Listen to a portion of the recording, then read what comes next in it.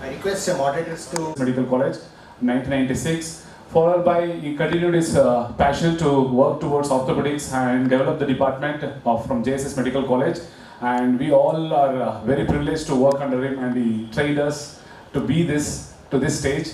And he retired from JSS Medical College from the Department of Orthopaedics as a professor and past HOD, and is a founder and past principal of JSS College of Physiotherapy, and past in charge head of the JSS departments of Occupational Therapy and Artificial Limb Center, and currently working as professor at Department of Orthopaedics at Chamarajanagara Institute of Medical Science. I welcome you, sir.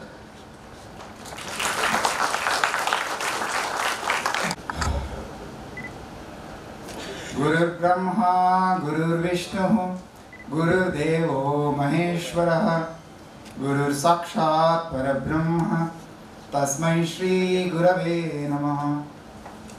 Everything starts with the introduction or the salutation to all the teachers, and the teacher is nowhere in the field unless they are eagerly want to learn from a teacher. So if teacher's level goes up only when there are eager or those who have the thirst to learn.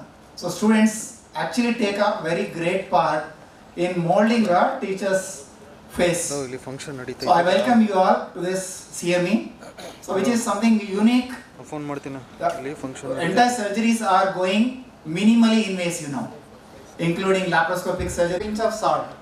We should actually learn before we practice. That is the most important aspect, and we have to get into the entire aspect of it. Only then that invasive or the minimally invasive, whatever advantages, gain its maximum benefit. Otherwise, if we just keep on doing minimally invasive for everything, then it will lose its effect. I think this will be emphasized many times in the people who are going to speak on this minimally invasive surgery. So introduction. Next one. Next slide, please. Now the life expectancy has improved. So we are seeing a lot of the old people. Maybe the medical fraternity has improved, medical facilities have improved, the healthcare has improved. So because of that, even the people who are getting old are also increasing. And this leads to a lot of degenerative disorders, either disc herniation or canal stenosis or degenerative lumbar listhesis, so which are very important for a spine surgeon to manage. And it becomes really a challenge. And with the age, there are a lot of comorbidities which are associated with that, like the pulmonary problem. So they may have a COPD or a long-standing emphysematous chest, or cardiac disorders which are very common nowadays and doesn't leave away the elderly, which is much more common, and kidneys and metabolic dysfunction.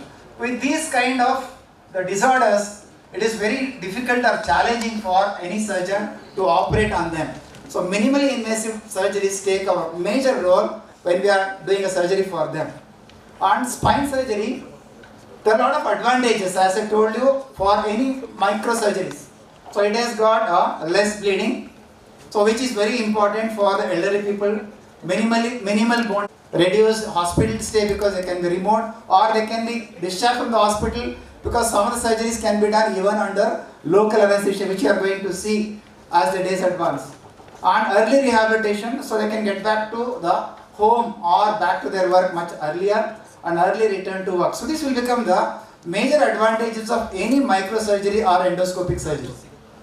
So apart from this, there are, so it is not that it is only roses. There are thorns also. So we have got to be very careful whenever we are doing it. So it has got increased learning curve. It's not so easy.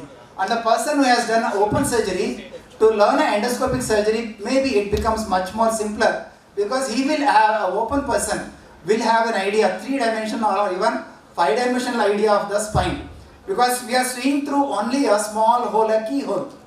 Of course, keyhole gives you a lot of innovative or curiosity to know what is inside. But once everything is opened out, then everything becomes open. So even if you should have an idea how the whole auditorium looks like when you are seeing it from outside. If you are just peeping in from a small window, you are seeing only part of it. But only the person who knows how this auditorium looks, then he will be able to imagine where I am looking at. So that is why it has got a very large learning curve. We need to do a lot of surgeries before we put it on the patient. So it has to be trained under some well-trained person. We have to do a lot of cadaveric workshop or a hand surgery workshop. Only then you can practice on the patient. So learning curve is quite big in an endoscopic surgery. Of course, so dural damage, no, previous one. Of course, when you are doing anything small, there is a higher chances of complications because you are not looking at, even though the illumination is quite good, the brightness is there, but still there is a chances of injuring the structures which are very close by. Whereas in the open surgery, you can go more wider and the injuries you can limit, but endoscopic surgery has got a very high chances of injuring many the wide structures like nerve roots or a dural damage is quite high.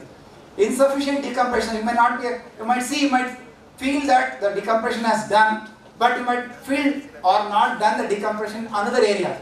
Whereas open, it becomes much more wider. So you have got to be really meticulous in selecting patients. If you choose a very wrong patient, then the failure is very high. Then infection rate, of course, which is much lesser compared to open surgery. Next one. So this endoscopy surgery has gone through a lot of generations of evolution, whatever surgeries that are done. So initially it started with the percutaneous endoscopic discectomy, which was minimally open and as well as a closed transforaminal endoscopic surgery. Second generation of interlaminar, either using a single portal or a double portal it was done. Then third generation endoscopic, now we are going advanced, being more able. So it is a localized area because that is why the indications becomes very important whenever you are choosing a surgery type. And newer innovations like even now we can do the endoscopic or endoscopic interbody fusions, especially spondylolisthesis if it is there. Unstable spine can be fixed even using a endoscope. So it is so much of advances have happened nowadays. It's around in Karnataka. So we are very happy to invite all these people. Dr. Ravindranath, so he has trained under the dawn of arthroscopic or endospine surgery. So he has been doing endospine since almost a decade now. So Dr. Ravi Kumar is there from Bangalore. So he has also a very good hands in endoscopic spine surgery. So Kirti Vasan, Dr. Mahesh from Bangalore. So they all have exposure to this, and I think they will be able to give a very nice eye view, not only the bird's eye view, maybe they will be able to tell you so what exactly is endoscopic, how we can proceed further. I welcome all our esteemed faculties for this CME. On the next, I will hand over the mic to them for the next lecture. Thank you very much for your Now I would like to request the moderators to please felicitate Dr. Mrityunjay. Kirana.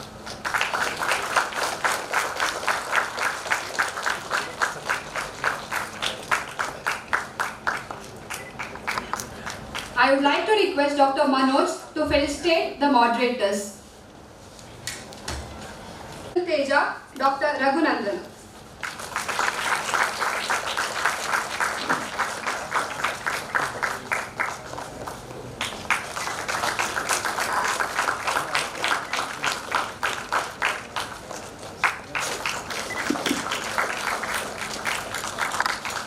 Thank you, sir. Now let's move on to Dr. Ravi Kumar TV onto the dais.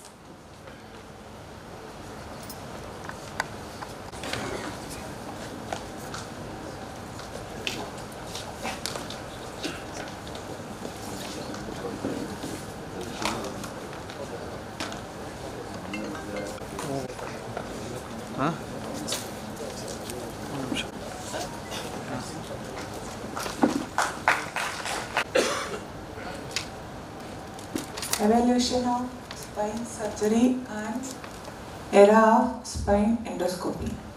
Thank you.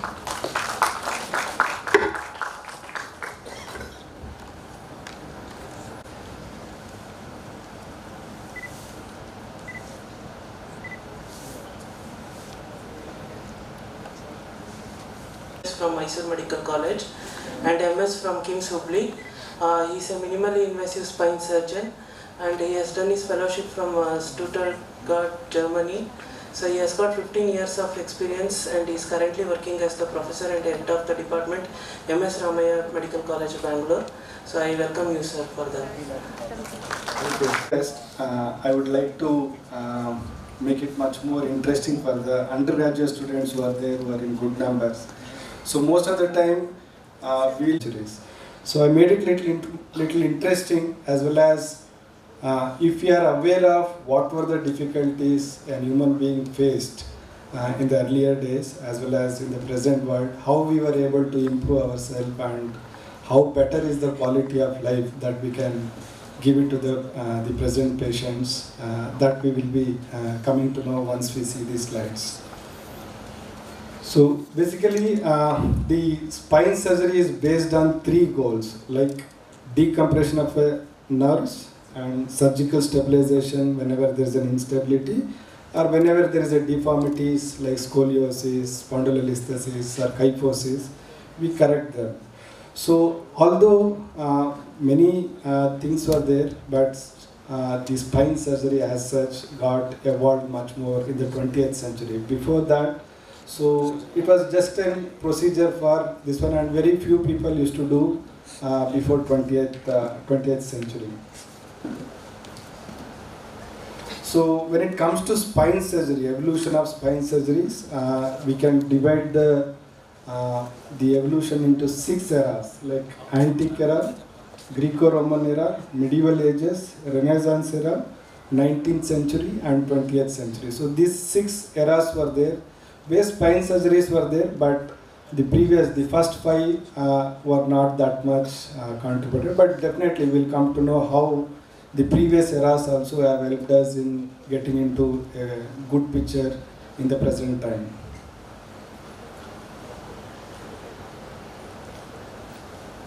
So in the antique era, the first spine procedure that was mentioned anywhere in the world is where Lord Krishna corrected an devotee's kyphoscoliosis. Her name was Kubja. So this was the first procedure anywhere in the world. You can trace it back. So this was some 3,500 years or 5,000 years back. So he gave a traction and corrected the deformity. So this is one procedure that we can trace back. And in Egyptian time, it was Imhotep. Okay, so he was a priest and a minister in one of this dynasties. So he addressed some of the traumas, and he also mentioned what is paraplegia, what is quadriplegia, like that. So after that, nothing more came from the Egyptian side. So then we know the Hippocrates is called as father of medicine. So he described the anatomy, pathology of some spine things, what is the normal curvatures in the spine. So he identified them, described them. So, and he also identified TB spine, where it can lead to kyphosis and scoliosis or dislocations. The main thing that he noticed was the TB leading to gibbous or deformities. So this was one of his main contributions during that era. And he also told that spinous process fractures are not that dangerous. So today this thing is accepted everywhere in the world. So this was noticed some years back.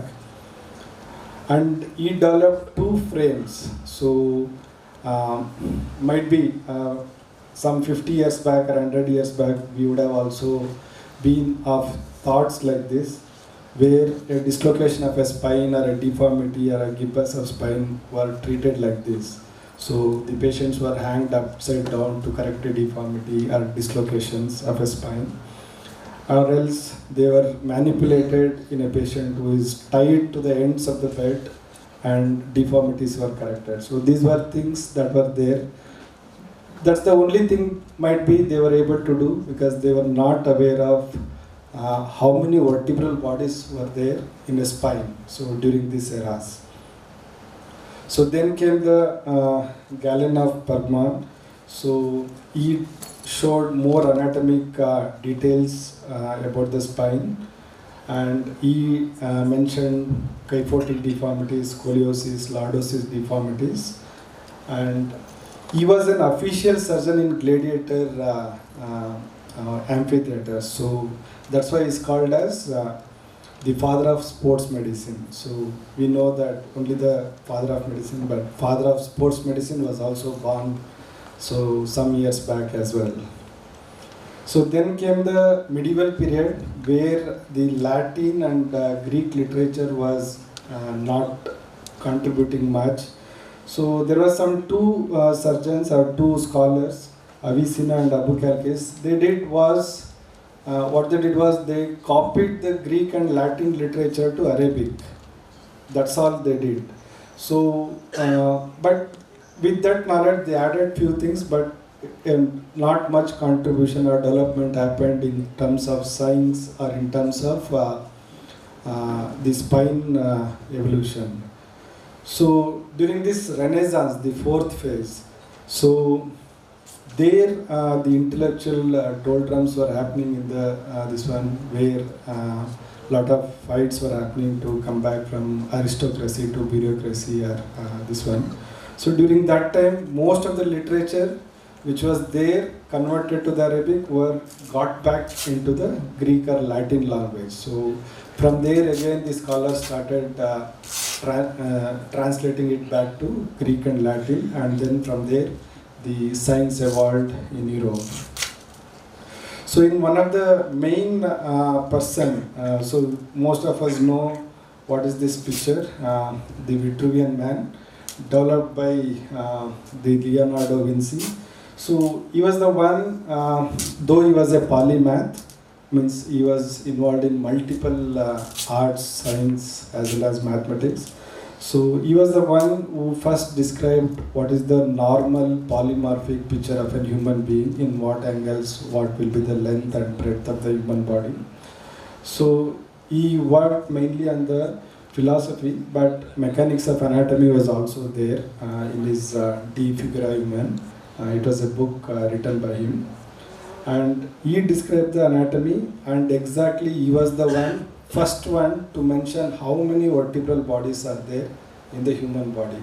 So any surgeon who claimed to be a spine surgeon before this era were not knowing how many vertebral bodies were there in the human body. So he was the first one to mention, as well as the joints and the facet joints like that.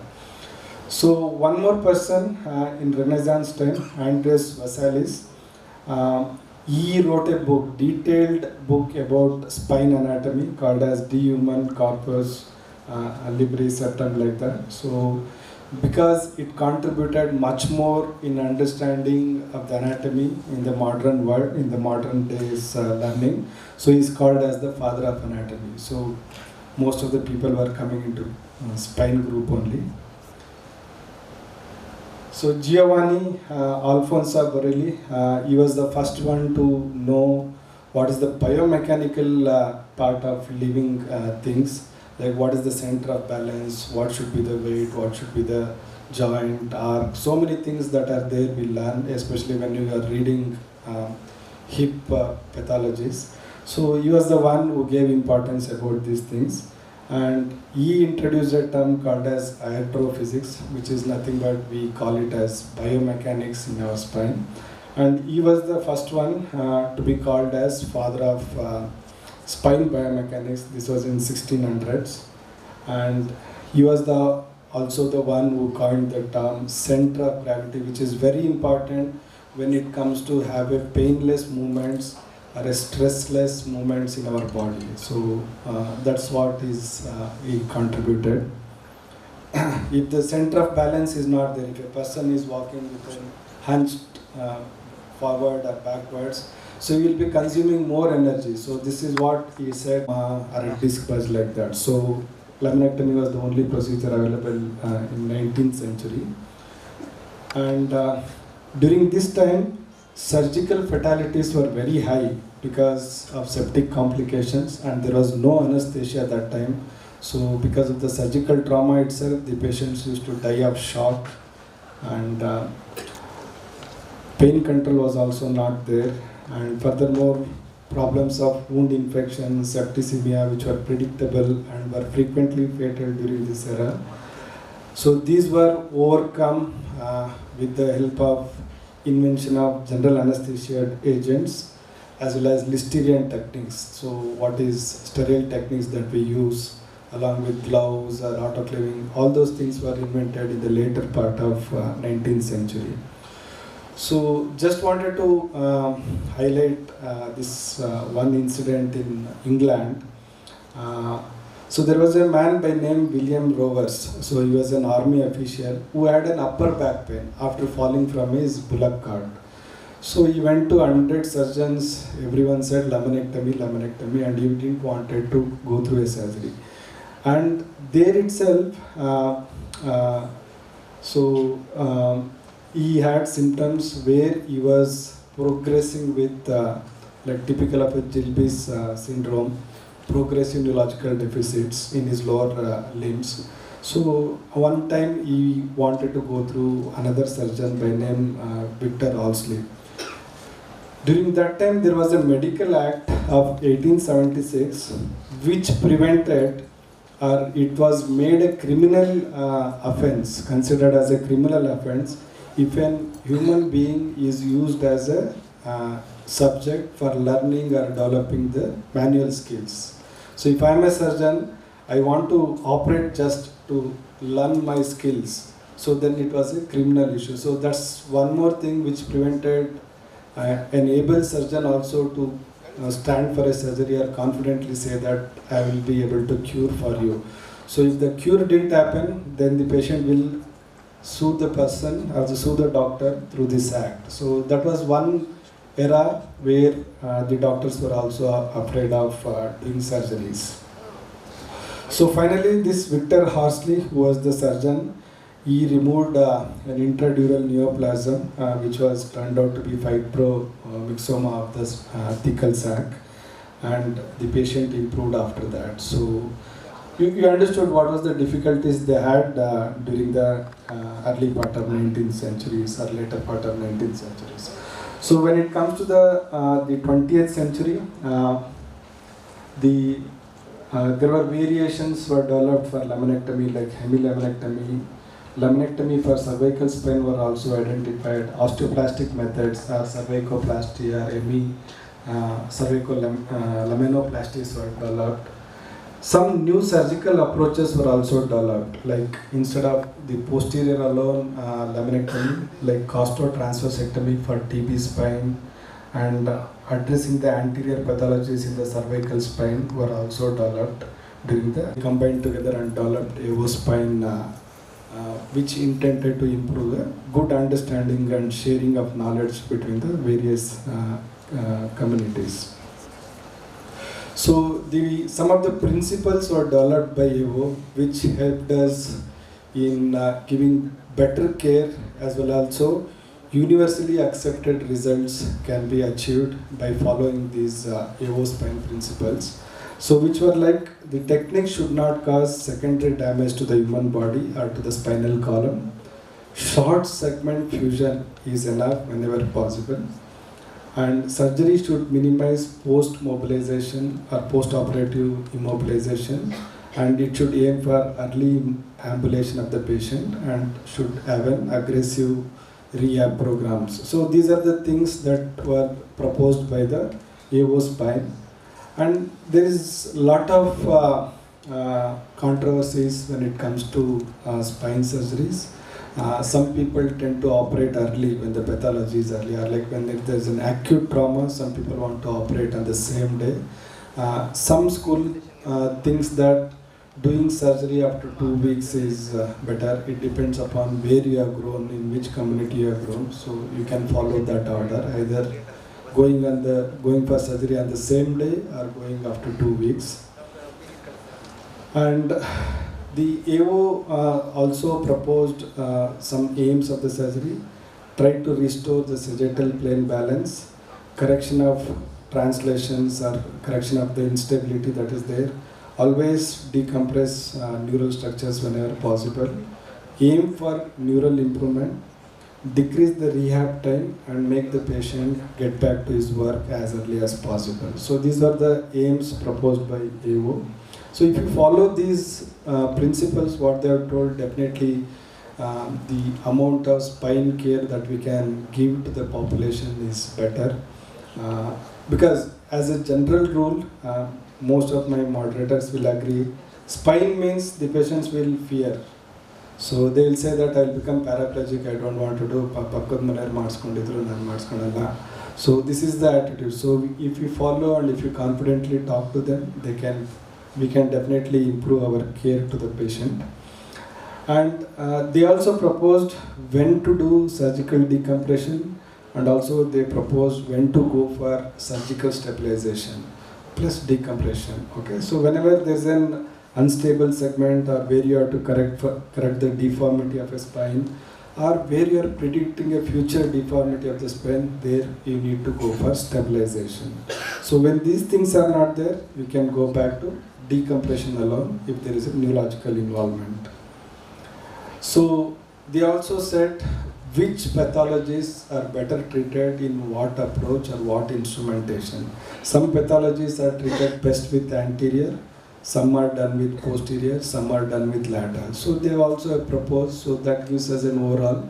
The proposals that are given by AWO are done after a lot of studies, are multi-level programs or multi-level case studies they are done. So based on that, they have proposed which one to go for, anterior, posterior or lateral, like that. So one more addition to the evolution came in the late 20th century, that was treating an osteoporotic fractures either with vertebroplasty or with balloon kyphoplasty. So they are simple needle based procedures which can inject cement into the bone and stabilize that, and these patients definitely their quality of life, their quality as well as quantity of life can be improved with these simple needle based procedures.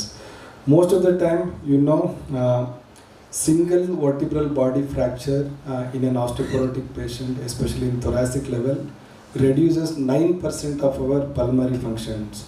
So if multiple are there, if 4 or 5 fractures are there, they are already compromised by 50% of their pulmonary function. That will add to mortality and morbidity to the patient. So these procedures can expand the spine, fractured spine, as well as prevent further collapse. So the evolution of spine has come up with inventions in the science as well. So whatever the spine care we can afford or we can give to the patient, they are all solely based on the inventions in the science. So today the International Rontgen Day or X-ray Day we call.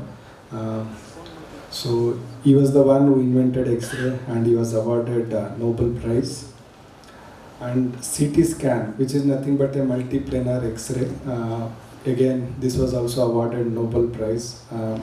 Till some years back, till the MRI was invented, CT was the investigation of choice.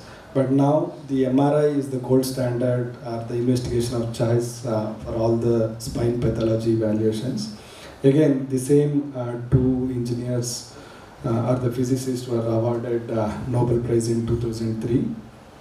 And antibiotics, so they are also one which made our surgeries much more effective in preventing infection as well as taking care of an infection if it happens post surgery also. So these innovations in antibiotics, especially broad spectrum and highly targeted antibiotics, are really helpful in any surgical field. So sterile methods, as I said, Listerian techniques, autoclave methods, antiseptic solutions, gloves, cautery, drip. So these also have added a lot of confidence to the surgeon. And the recent advances in the instrumentations like cages, the cages are possible in any part of the spine, like the cervical spine, thoracic, lumbar, lumbosacral junction. Anywhere you can give this, we can use these interbody cages for fusing the spine with a small incisions or in an open methods. and development of an operating microscope. So the previous version of the endoscopic spine what we are taking is the operating microscope, where you can zoom in particular point up to 40 times, and it can have an adjustable length based on the place where you are working, based on the instruments you want to use between the scope and the operating field. So that optical length also can be varied with having a good vision on a screen here. So the surgeon were immensely gratified when they were using the microscope in the early days.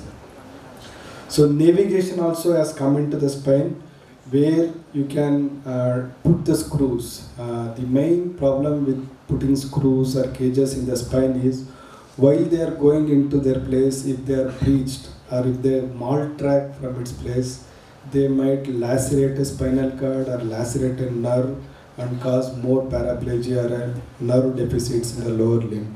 So to prevent those neurological complications because of instrumentation, navigation was developed and it is still in a learning stage, but in most places it is happening, and it has shown its safety as well. So this is how navigation helps, where you will be putting screws. You will have a pre-operative CT scan and an intraoperative CT scan will also be done, and they are matched intraoperatively, and the direction of the screw will be perfectly shown on a screen, and we can definitely be assured that it is not going to cause any neurodeficit in that patient. And invention of high-speed drill systems, which are also part of our endoscopic systems. So they made sure cutting of bones at very crucial places or very stenotic places made it easy by using these high-speed drills. They run around 75,000 RPM to 1 lakh RPM per minute. So with a soft touch, they can take out the bone without damaging or struggling, especially in the corners. And motion preservation procedure also part of the spine evolution, where the implants were put between the two end plates or within the disc space, and still we can have a movement there and without this one. Earlier, otherwise we tend to fuse those points.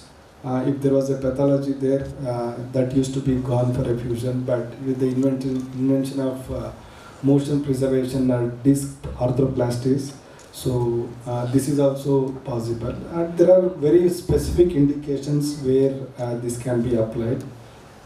And then came the minimally invasive spine surgery. The whole intention of minimally invasive spine surgeries is small scare, less bleeding, and early ambulation. The patient can go back home on the same day if the surgery was done in the early morning. So then came the era of endospine surgeries. Again, it's also a keyhole surgery, how we do an arthroscopy of knee or hip joint. So it's the same way. With a small single incision, you can do multiple things in the spine. So, so it's a subset of like minimally invasive spine surgery. The intentions were minimal muscle and bone damage, less pain for the patient, early rehab, and reduced hospital stay and early return to work. So there were various stages where multiple surgeons tried their best to introduce this endoscope into the spine. So starting from 1970, and it's still evolving. And so many companies are coming up with new techniques with much more improvisation compared to the previous designs. So basically, as sir also already spoke about this, I will not take much time. So it is developed in 4 stages, the endoscopic spine. The first 2 generations were for discectomy alone. The next 2 generations are mainly for lumbar canal stenosis as well as tackling the instability or if required a fusion to be done. So that's how the evolution of endospine has come. The first generation used Young's endoscopic module and it was a percutaneous endoscopic lumbar discectomy. It was a transforaminal approach based. So, but it has got difficulties in certain areas, especially like L5, S1 or where the bony facet hypertrophy was there. And definitely there was a time consumption with these procedures are more if you are in an early stage of your learning curve. And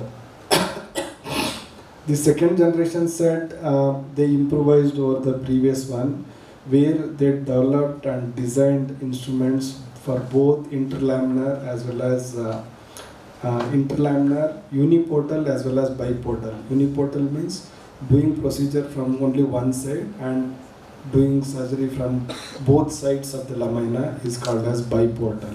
So where the incision is taken on both sides.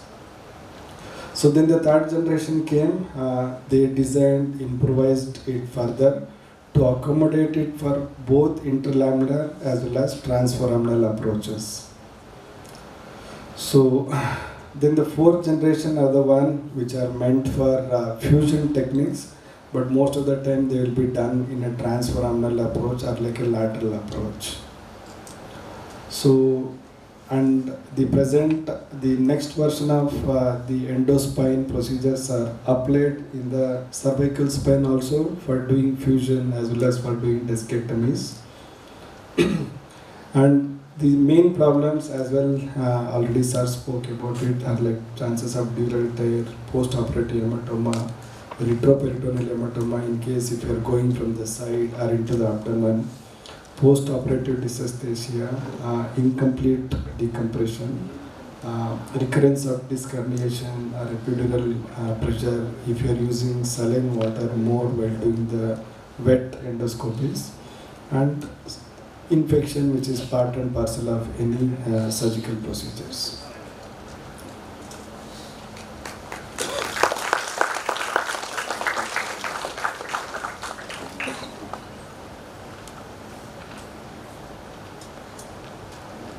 So thank you, Ravi Kumar, for taking us through a wonderful. Present generation always stands on the shoulders of our elders. So we should never forget the history, how the things are passed. So generation should not forget the previous generations, most important aspect. I just want to have one question. So was there any contribution from Indian surgeons, especially Shushruta or the Ayurvedic people who have done anything in the spine surgery? Because we hear a lot of things on plastic surgery, nose reconstruction, ear reconstruction. Was there anything from the spine side also from Shushruta? Shushruta, Charita, this, especially for spine. Okay. So paper is open for discussion. Anyone wants to ask questions, you can.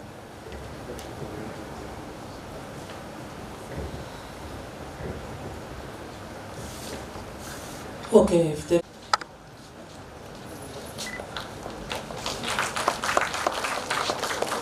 I request Dr. Mahesh Sir RMO to felicitate the moderators.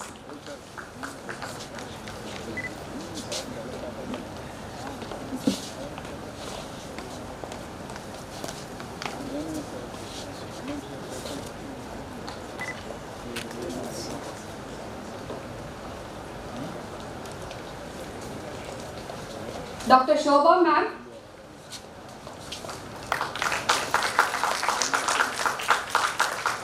Dr. Mrityunjay sir. Dr. Raghavendra sir.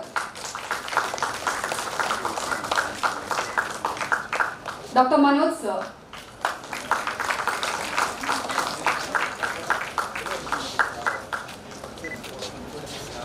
Thank you, sir.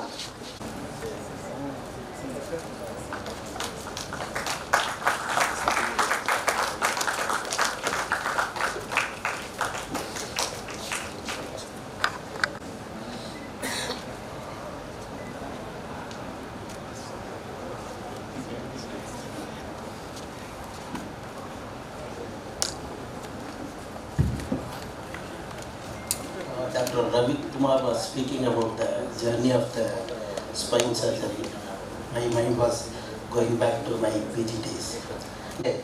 Spine surgery and endoscopic surgery, there are a lot of things.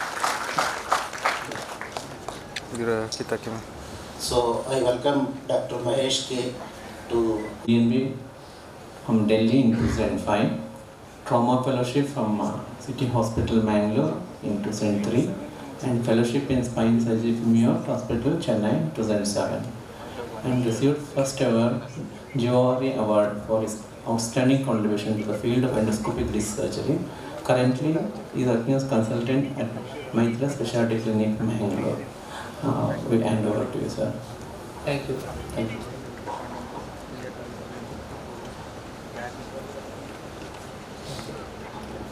So, my journey in endoscopy started in 2012 when I attended a conference from Dr. Gore in Pune. So that has completely changed my life. So, starting from discectomy, we have moved on so many steps.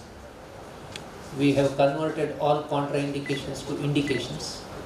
Today, 90% of the spinal pathologies I can treat with endoscope. So I hardly do any open spine surgeries.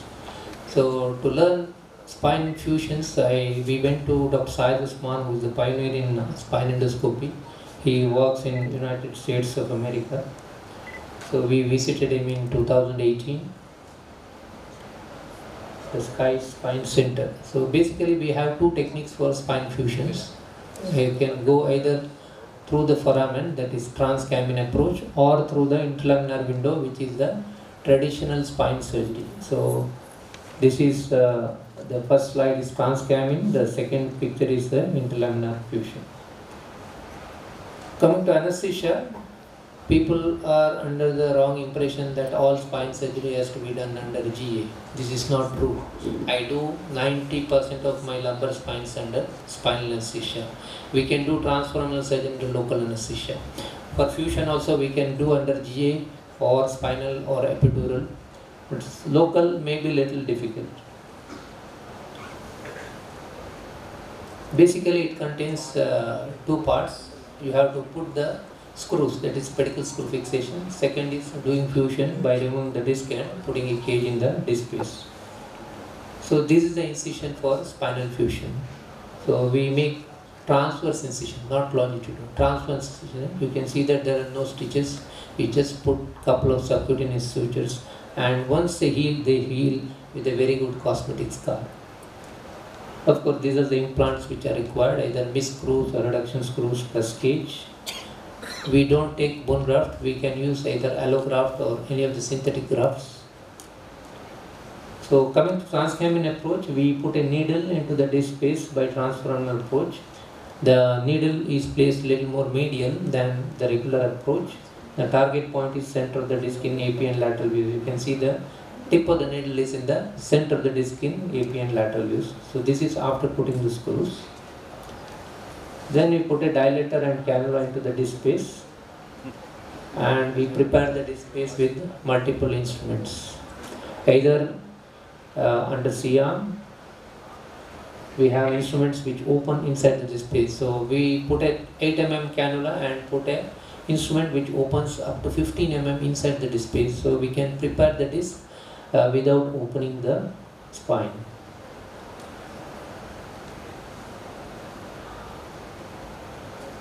Next please. So once we prepare the disc space, we can put graft and put a cage like this. The cage should be in the center of the disc in both the AP and lateral views.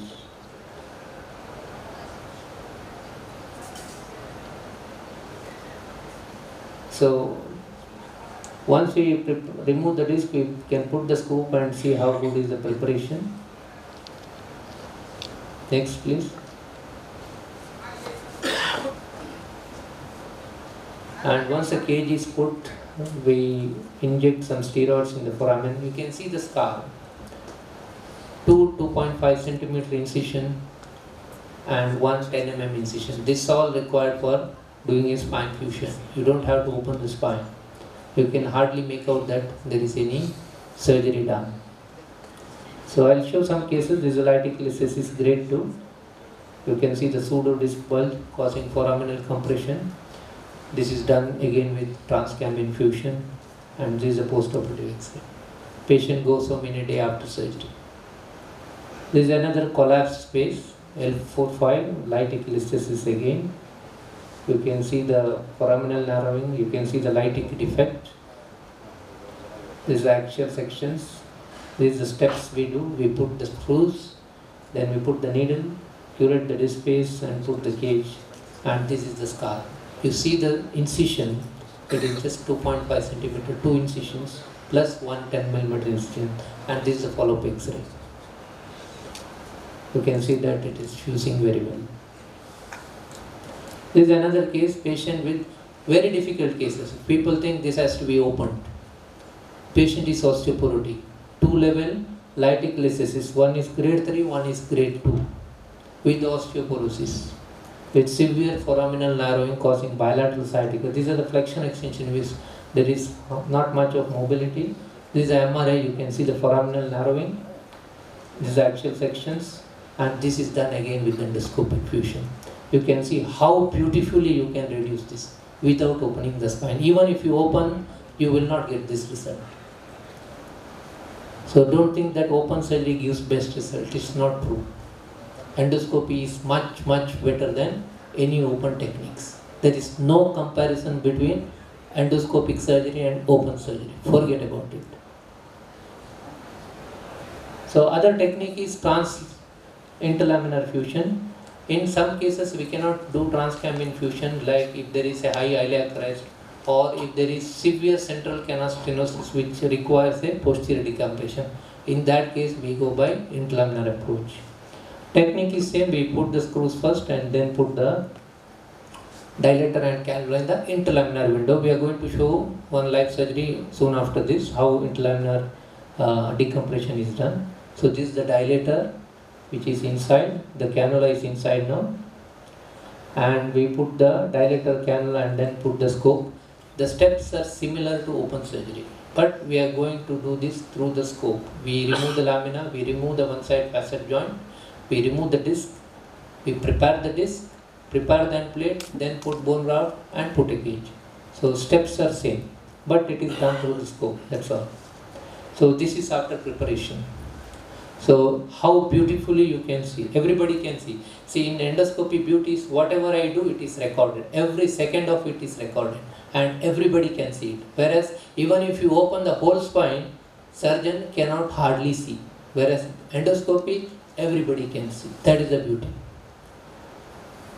And we prepare the space and put a cage. This is a regular open surgery cage. We don't require any special cage for interlaminar fusion. Then we put the cage inside the disc space. I will show, just click on that, how a cage is put through a 10 mm scope with, see, this is a special retractor designed by me, so which goes inside just medial to the cannula. You can see the retractor going inside. So once it is going inside, I can see it through the scope that it is retracting the cord. You see the 12 o'clock position, you can see the retractor coming down and retracting the dural sac. You see? Can you see the transverse metal piece coming there? That is the retractor. That is retracting the spinal cord and the root. Can you see that? And below is the disc space. So you can see it very well now. The whole dura is retracted by the cannula. Now we take out the scope, we take out the sheath. The cannula is removed. You see the sister is ready with the cage. I operate just with one nurse. You don't require multiple assistants. You see the cage is going inside. The retractor is holding the cord separate. So it is going inside with the same portal, 10 mm portal. It is going inside, and now we hammer it under image. You see sister is holding the retractor and we put the cage inside. You can see the C-arm, how it is going inside. It is hammered inside.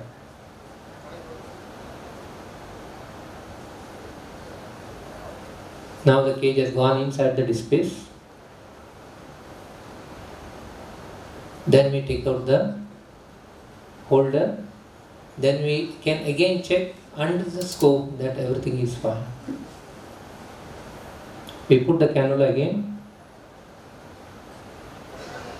remove the retractor, and then put the scope and see that everything is fine.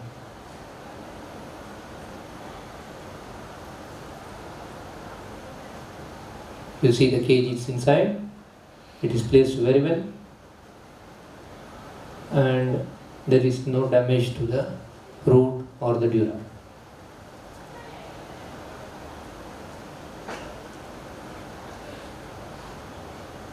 When you come out, you can see the dura. You see? That is the dura. You can see the root and the dura. So, see everything. You see and believe. There is no imagination. You see and believe. Okay? That is our opening. Next slide, please. So, this is how it is done. The cage has to be as anterior as possible in lateral view, and it has to be in the center of the disc space in AP view. So mobilization, patient can go home in a day or two after surgery. There are no stitches, and generally the pain is much less than in any open surgery. I'll choose a couple of cases. Interlaminar fusion, dystolytic listhesis with back pain and sciatica. This was done with interlaminar approach. You can see the post-operative X-ray. This is the incision. Here you can see two transverse incision and a center incision for the cage. This is a follow-up X-ray at 1 year. This is another case, lytic listhesis. I'll just run through this. Again, it was done with the interlaminar approach because it was a crest was a bit high, so that's why we gone through the interlaminar approach. Coming to advantages of endoscopic fusion, the operating time is very short. I can put a cage within 20 minutes with transcamin approach. 20 minutes, that's all it takes for put a cage inside the disc space. Whereas if you have to opening itself will take 30 to 45 minutes. Whereas we can put a cage with a 10 millimeter incision in 15 to 20 minutes. That's all it takes to put a cage. Of course, with the interlaminar approach, the operating time is longer. We can operate under lesional anesthesia, which is another advantage. Definitely, there is no comparison between invasiveness of a endoscopic approach. We can go as anterior as possible with the interlaminar, the endoscopic approach. Hospital stay is less. Scar, you have seen the scar. So, there is nothing to talk about the scar. If somebody says size of the incision does not matter, he is a fool. That's all I can say. Okay? Outcome is much better than open surgery. Of course, there is as our previous speakers have told, there is a long learning curve. I have been doing this for the last 12-13 years. So, I am still improving. So, there is definitely a learning curve. Everybody cannot do this unless he has enough passion, dedication, patience, perseverance. Then only he can do this. Of course, with the transcamin approach, sometimes there can be some root pains for a month or so. And disadvantage, you have to have a allograft or synthetic graft. Sometimes there may be disease in transcamin approach. Definitely, it is a evolving technique. It is going to replace all other kinds of fusions in future. Take it from me, all those doubters, when we started endoscopy, they have become quiet now. Nobody talks anything against endoscopy in any meeting. So, the future is interlaminar fusion. The endoscopic fusion. Thank you. If you have any questions, I will answer.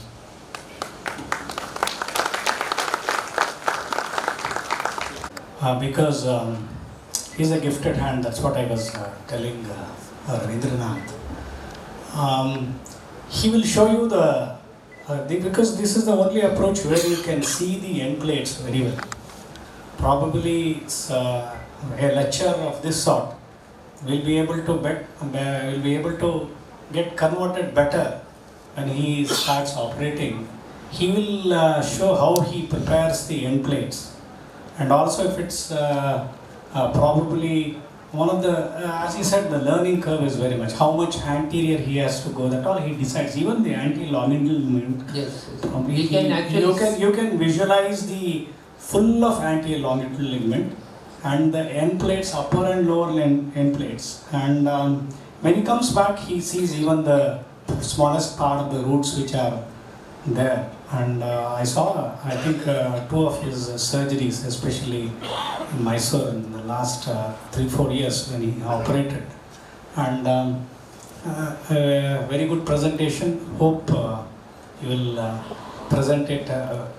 Yeah, we will demonstrate one interlaminar decompression today. Oh, and probably you did not tell the audience that you are going to fix it later, the pedicle screws. No, Once you come out, probably we'll ask the other surgeon or you yourself will today's case we are not going to do fusion. And as per the anterior, we can peel layers of anterior ligament under image. Yeah.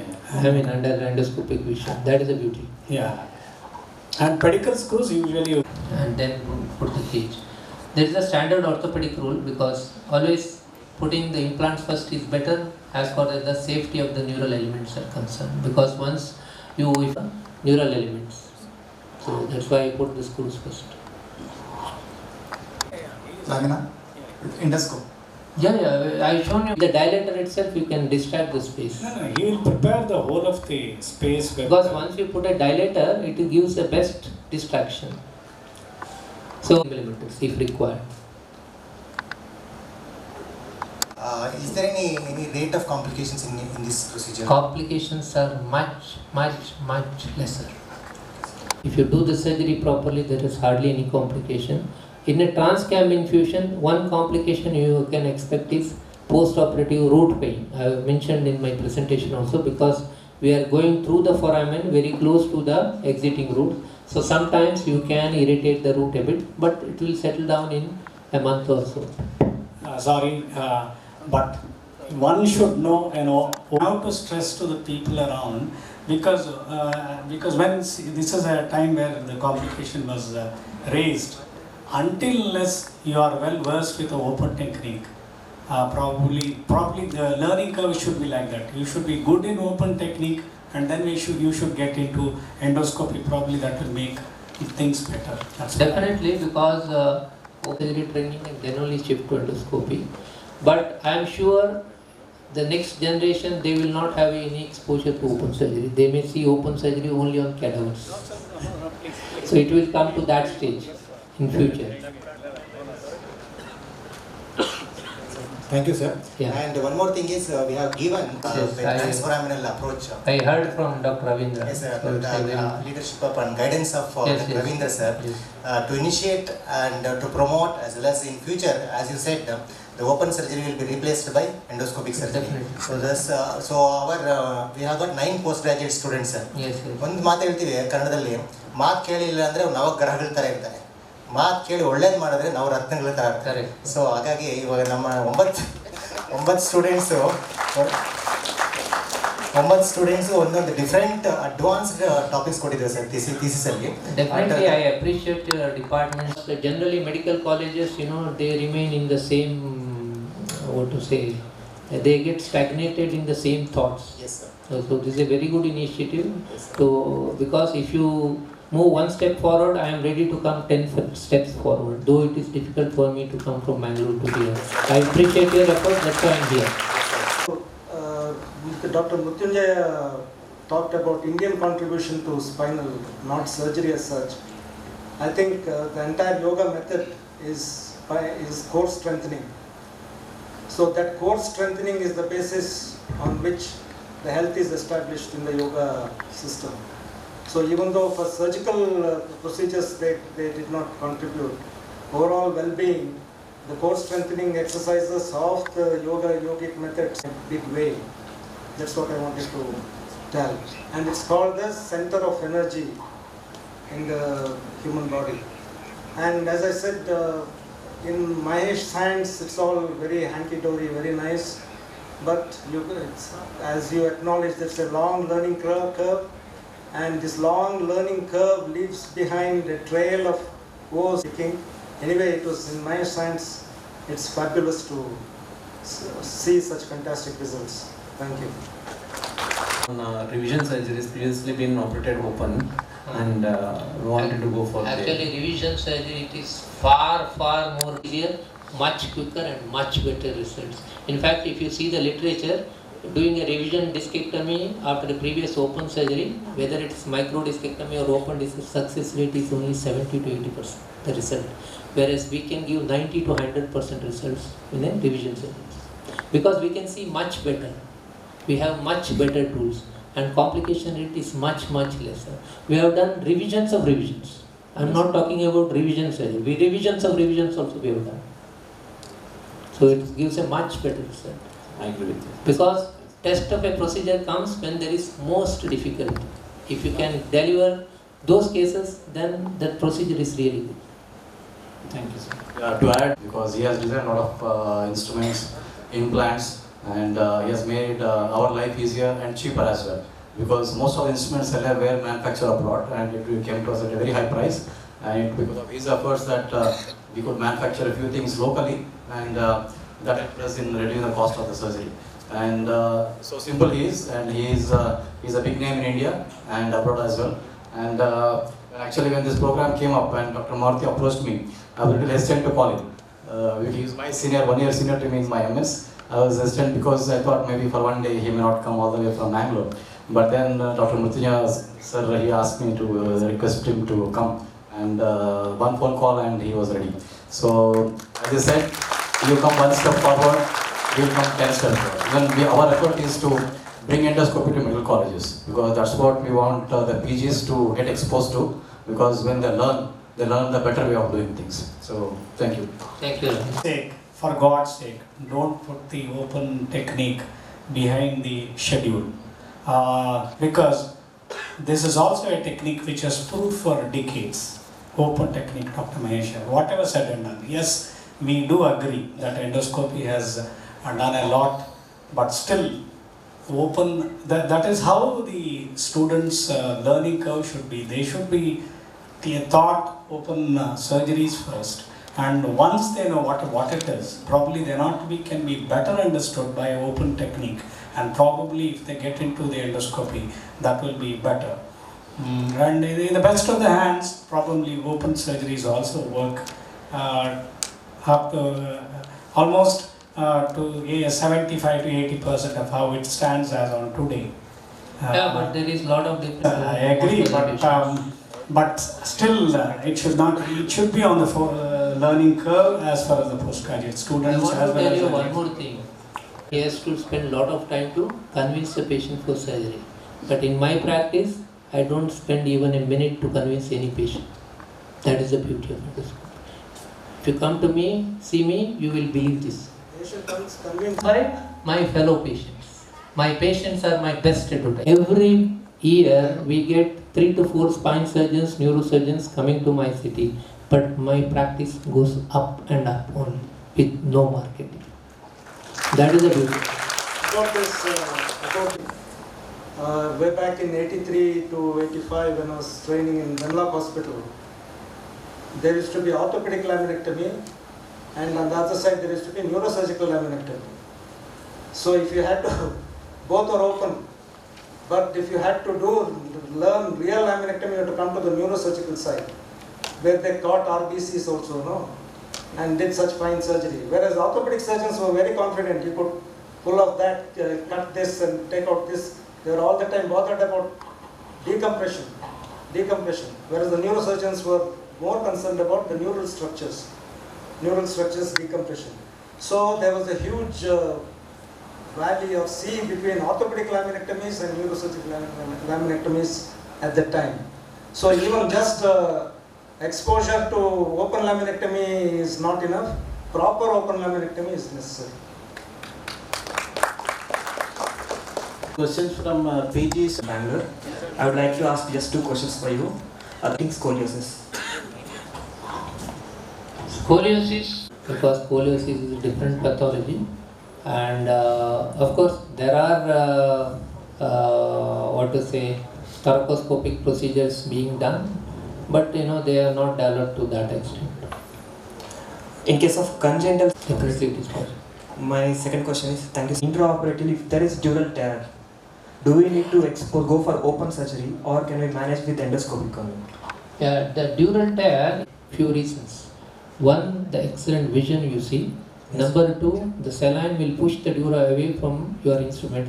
Number three, the instruments which we use are very small profile, not high profile. Yes. And even if they cause a tear, there will be very small tears which can be left alone. Number four, we are not creating a big tear space inside when we do endoscopy. That's why even if there is a small tear, it can be left alone. Number five, if you have a bigger tear, we can put a duragen patch and come out. Okay. Till date, I have not opened one case for dural tear. Through the endoscopic sutures. Okay. So dural tear is properly, and you have not put it as anterior as possible. For migrated cage, I was operating abroad, and this company person did not have the proper size cage. He gave me the wrong cage. Okay. So still I did not do open surgery. I removed through the endoscope and put a bigger cage, and patient is fine. Okay. For list reduction screw? Yes. Okay. Reduction screw or percutaneous screw? Thank you for answering. Sir, from Department of Orthopaedics, Chamarajanagara Institute of Medical Sciences, for giving elaborate discussion on this of the career option. Now I would like to request the moderators to felicitate Dr. Mahesh sir.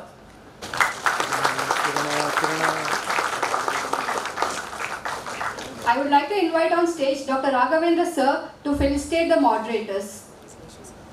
Dr. Chandraprakash sir, Dr. Muttappa sir, and Dr. Basavarajendra sir.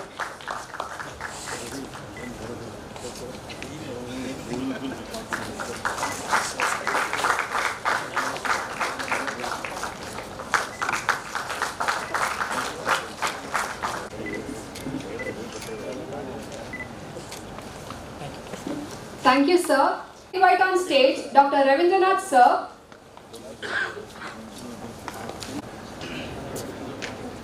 I would like to request our Dean and Director, sir, to be the moderator of this session. I also invite Dr. Raghu.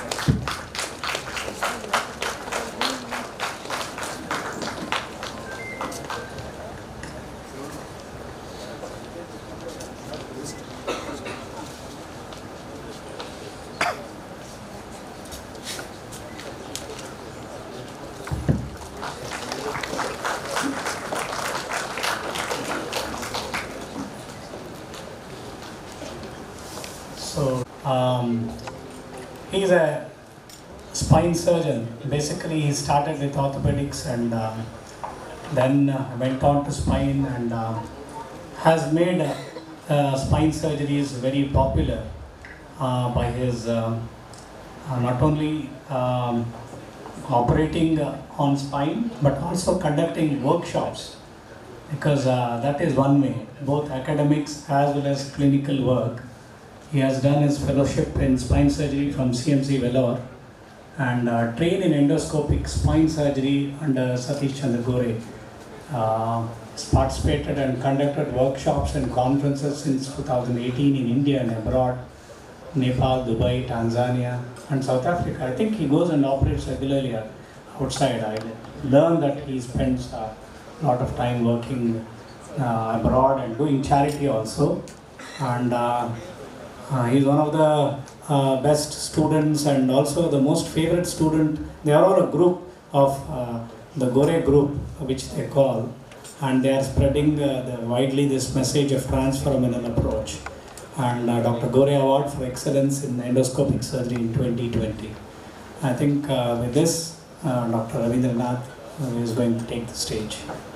And I also welcome my colleague, very good colleague of mine, who is a spine surgeon also, Dr. Gurumurthy, my co-chair, and the principal, I believe, Dean and Director.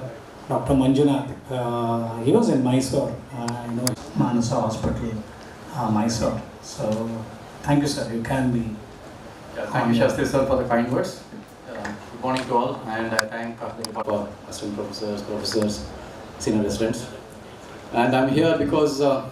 Marthi has shown keen interest in endoscopic spine surgery to the extent that one of his postgraduates is doing a thesis under me. I'm just training him, and he's been taken care by Dr. Marthi himself. Now, transforaminal endoscopic spine surgery, this has been in vogue in India since the past 20 years. Right from 1999, when my professor, Dr. Rajiv, he got trained in US, came to India and started doing this. But then he had his own difficulties because this was a revolutionary surgery. Revolutionary in the sense that this surgery was performed under local anesthesia. Now we can imagine what all we can operate under local anesthesia. And imagine that a spine surgery to be performed under local anesthesia was a big thing. Was a big thing for the surgeons to decide that whether is it possible to do it that way. So that's why this surgery took a lot of beating in the initial years, because many people, the doyens of spine surgery in India, were sort of objecting to saying that how we can do this surgery under local anesthesia. But then Dr. Gore persisted.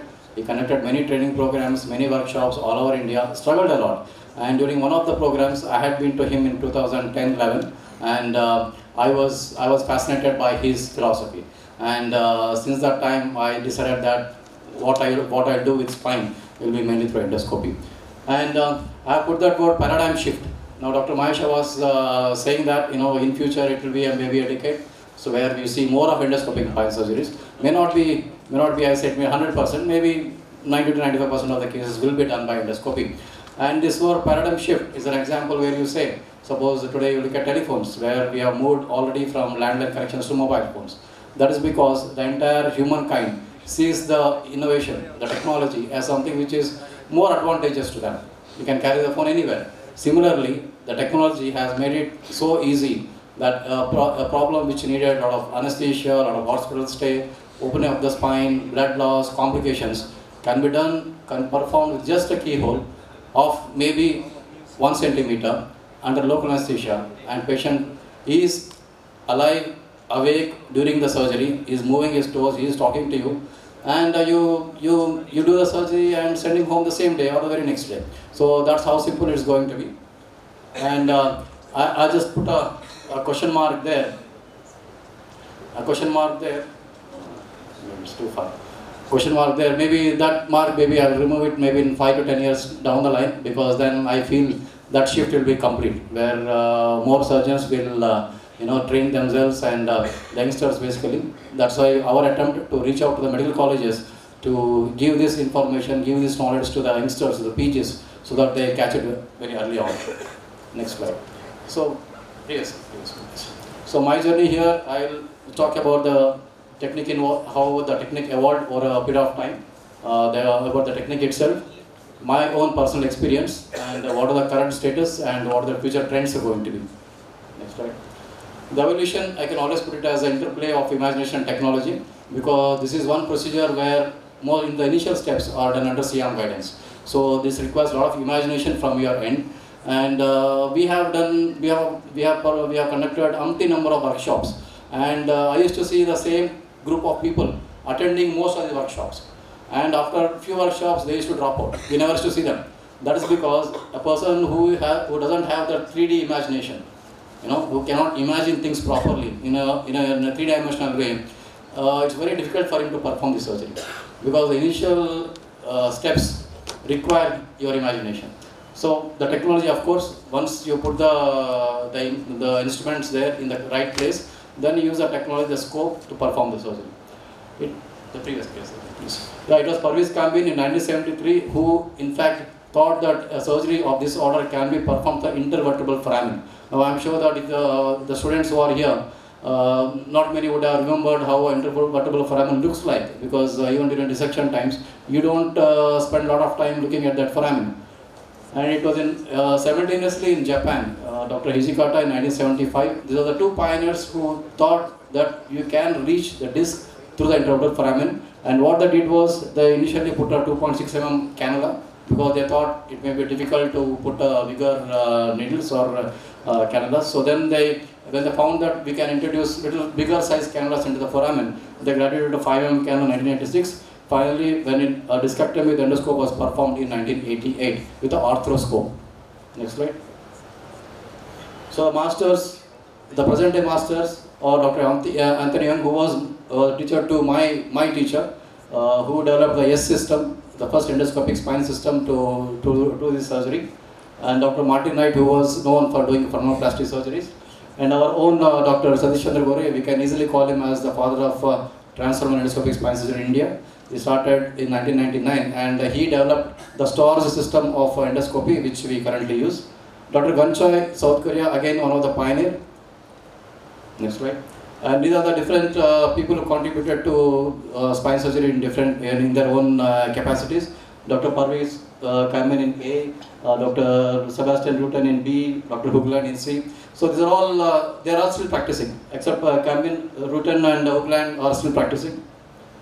Yeah, those are the sets of instruments which we usually use for endoscopy. Next slide. This is a system which Dr. Gore had developed, and it had an outer diameter of around 7.8 mm, which has a working channel of 3.6 mm, and with a vision angle of 25 degrees. Next slide. So a brief one slide about the anatomy. So there's an intervertebral foramen there. Anteriorly you have the vertebra disc and the lower vertebra. Posteriorly you have the facets, and above and below are the pedicles. The contents are mainly the nerve and the interforaminal ligaments. Next slide. So what we are concerned with is the Kamin's triangle. We call it Kamin's triangle after Parvez Kamin, and this is a safe triangle. And there's a triangle what we have marked. That's the area where we land with the scope, and you can see. I mean, the point is not working as shown. Okay, you can see the traversing route. You can see the exiting route, and the inferior end plate. Yeah, there's the inferior end plate that side. So that is the triangle. That's the area where we land with our scope. And you imagine we are starting from the skin, and the entire area is 1 into 1 centimeters. The dimension of that is 1 into 1 centimeters. Next slide. So this is among the Europeans. The base is around 12 mm, the height is around 18, and the area of the triangle is around 108, or some, you can say 1 into 1 centimeter. Next slide. So, but then Europeans are big people, they are bigger than most of us, so I had a curiosity like, how it will be for the Asians. So I did a study in Mysore Medical College. This was way back in, I think, 2013-14. Dr. Dakshani, who was the present dean, was the HOD of anatomy that time, and she allowed me, because I was not a faculty there, she allowed me to do this study there, and I did dissection on around 10 cadavers. Next slide. But her condition was that this should become a thesis for one of her students. So Dr. Rohini was the student that time, and she did most of her work, and I did all the measurements there. And for that my work, I was given a single line of the dissertation. Thank you. Yeah, next. My reference was among 10 cadavers. I measured the dimensions with the vernier calipers, the simple calipers, and what I found was the dimensions were 30 to 15% smaller in Indians compared to the Europeans.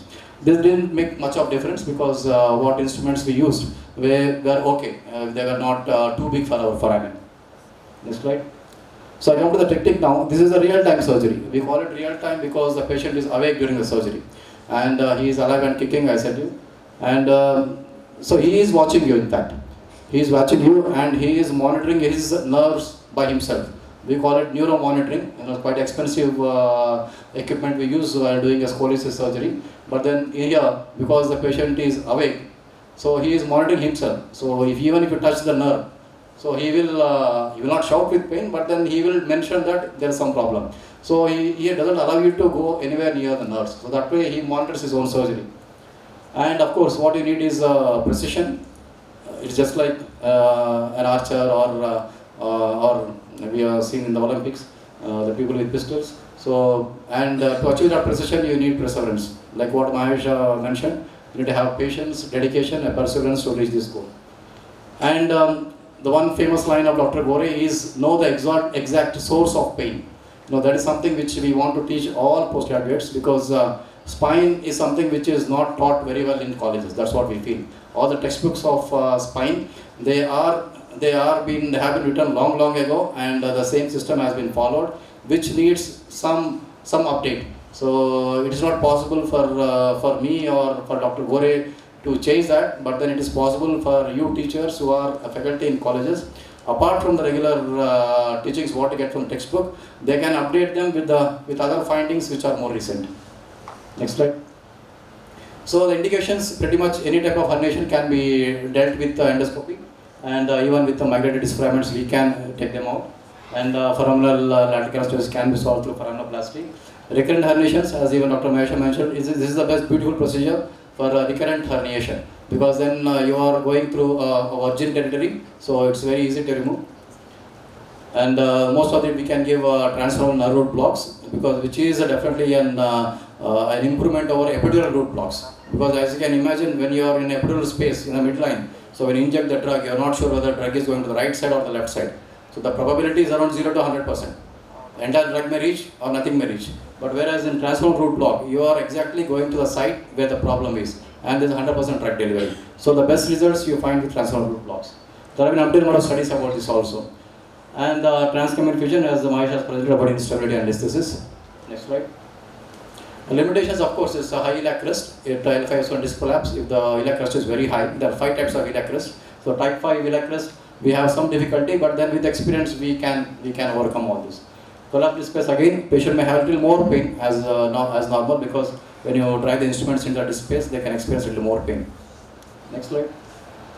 I want to show you one next case, and this is L4, as you can see, is L4, L5 disc collapse, more onto the left side, according to the axial sections. Next slide. This is a patient. Now he is 130 kgs, and now you imagine anybody doing an open surgery on him. You imagine the anesthetist giving anesthesia to him, and it's not that it's not possible, but then the surgeon will always think twice, and he'll always be ready for the difficulties he's going to face, because he's going to almost dig around 1 feet, 1.5 feet inside to reach the spine itself. There's the markings what you have done, we're ready for the surgery. Next slide. Yeah, there's the entry point, the cross. So we do some marking. These are the markings which are routinely done. I have another presentation where I'll be taking you through the steps of surgery. Next slide. So we introduce an 18 gauge needle first under CIMS guidance, and what you can see in the AP view and lateral view, we rest on the disc and the middle pedicle line in the AP view and the post-vertebral line on the lateral view. That's the correct position of the needle placement. This is very important. This is the most crucial step, because all other instruments follow this needle. Next step. Yeah, then we exchange the guide wire, the needle. Next. There's a dilator there. So again, still when it is landing on the disc, this is the next step. The next step is the most difficult step, because we hammer the dilator into the disc. So that's a little painful, and this is the time where surgeon also a little, the initial, when you start your initial cases, that's when this is a step where most of them they feel little panic. Yeah. Next step. Then you put the cannula over the dilator. Next. Can play the video? Yeah. So we call it half and half technique. And once you put the scope through the cannula, this is the picture what you see. Yeah. So the one which is, the reddish one is epidural space, below is the disc. So this is the picture what you see, we call it a half and half technique. The upper half is the epidural space, and the lower half is that's where my instrument will go. Now we have, as I told you, the camera, the scope is 25 degrees, it looks 25 degrees up. So my instruments are going down, whereas I can see the epidural space also. It's not that I'm going into the epidural space, my instruments will always go down. So that way we are safe. Next.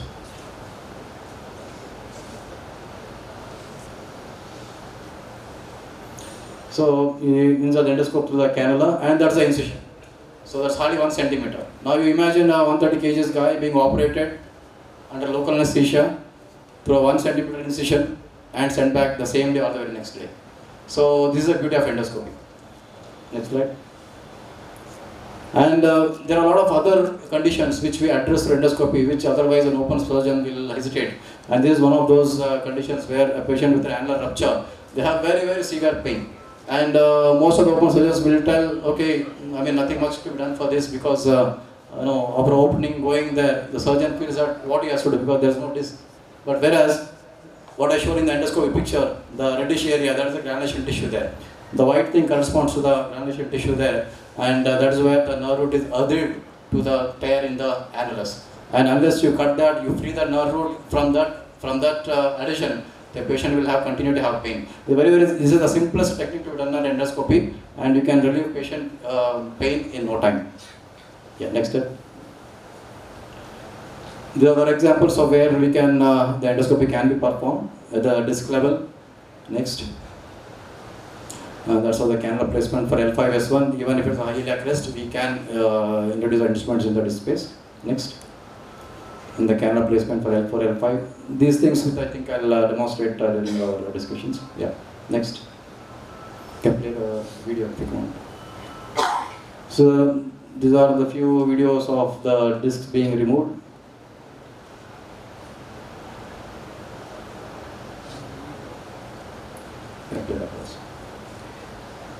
So that's the disc. You can remove huge discs. So we have option to, we do not encounter much bleeding, but then in case if we encounter bleeding, then we have some cautery where we have a 4 megahertz RF data frequency, which can use where we can work it very close to the nerve root and the dura. And you can see the dura there, nerve root there, which is flapping. The other video. Yeah. That's a nerve root, what you can see there. Yeah, next step.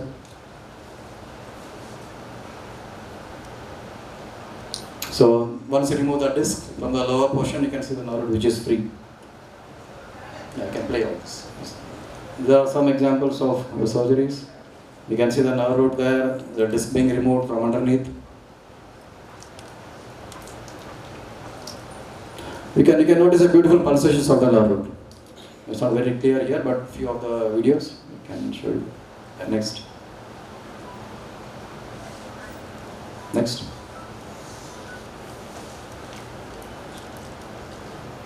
So we can remove even the migrated disc, up migrated, low migrated.